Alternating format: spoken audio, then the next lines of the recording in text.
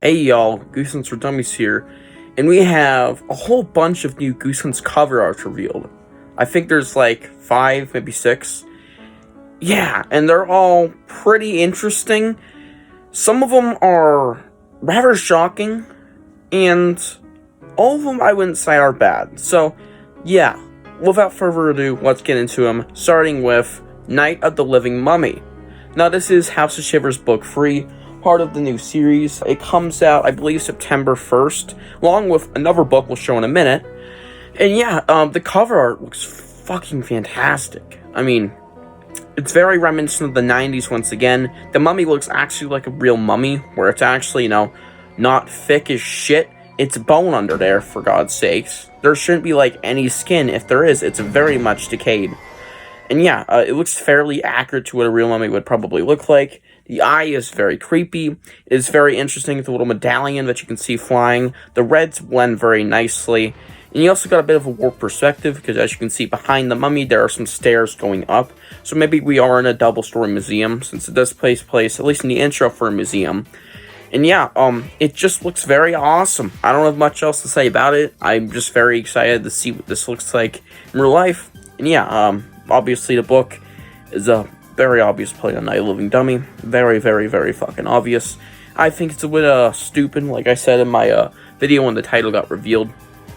But, either way, this cover does make up for that dumb title. Next up, we have the Haunted Mask graphics. Now, this is basically a comic book version of the Haunted Mask. This looks pretty good. I'm actually surprisingly satisfied with this. I was a bit hesitant when I saw this at first, but I'm like, yeah, this is pretty good. This just actually got revealed too, I think, just today. So this is actually pretty solid. We got the Haunted Mask, we got the other masks, and we got Carly Bath on the cover. All of it looks pretty good. I'm more or less confused why the Goosebumps logo is now back to its movie form. As you can see, the top of the G with the spike is now gone. That is very interesting. Either way, no biggie. Still looks great. I'm kind of wondering if this is going to be small, like an actual regular book, or if it's going to be large, like our average Goosebumps graphic books, which are obviously pretty large in comparison to regular books in Goosebumps. So, yeah, or it could be completely different size. Maybe it'll be only hardcover. I'm not quite sure. Either way, I'm definitely excited for this, and I will read it probably on launch day. Now, these next ones are the strangest. We have Go Eat Worms, The Cuckoo Clock of Doom, and The Haunted Mask 2. Again. Now, these are reprints, classic reprints, and all of you probably know what classic reprints are. If you don't, here is what they are. They are modern-day reprints that you could probably find at your local Barnes & Noble, or, the more common ones that are mostly still being made today. And yeah, they're just modern Goosebump reprints. Now, these look interesting, and are definitely a standout, because they have Jacobus art. Now, all of the reprints thus far for the classic series have not had Jacobus art. It's usually Brandon Dorman. So this is a bit of a change, but it's a very welcome change. They look awesome. I think Go Eat Worms is a bit bland because, the cover art's not big enough for this format. And obviously it's made for the original 90s format where there was a border, unlike this.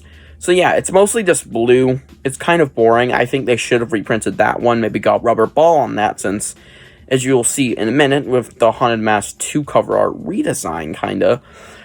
Yeah, it's very strange that they decided to go back and do this. It's gonna look really weird with them all, but either way, they look fine. I love the cover arts for each of these anyways. They're iconic as hell. So yeah, very welcome. But this is probably the strangest. We got the Haunted Mask 2 re-released, and there is some differences. They aren't very, very notable, and they're hard to get, but immediately you can see the face looks a little off from the other cover art. Immediately, the eyes, I don't believe, are glowing anymore, or at least not as much. And there's some blue streaks on the face, I'm assuming moonlight, which is pretty awesome. Yeah, very interesting changes. But another thing I noticed was that some of the banister railing, on the porch is also more hand-drawn looking. which is now obvious what they're trying to do. They're trying to make it look like it'll fit in with these new covers a bit more, and with, just the modern-day Goosebumps covers we're getting for House of Shivers as well. And yeah, it does look interesting. I don't know if I prefer it over the other illustration we got from Brandon Norman all that time ago for the Goosebumps sequel, but either way, I'm still happy with it. It's very interesting, and yeah, I will obviously pick this up when it does come out. So yeah, those are the new Goosebumps cover arts. Very interesting, I will say. All of them are at least pretty good.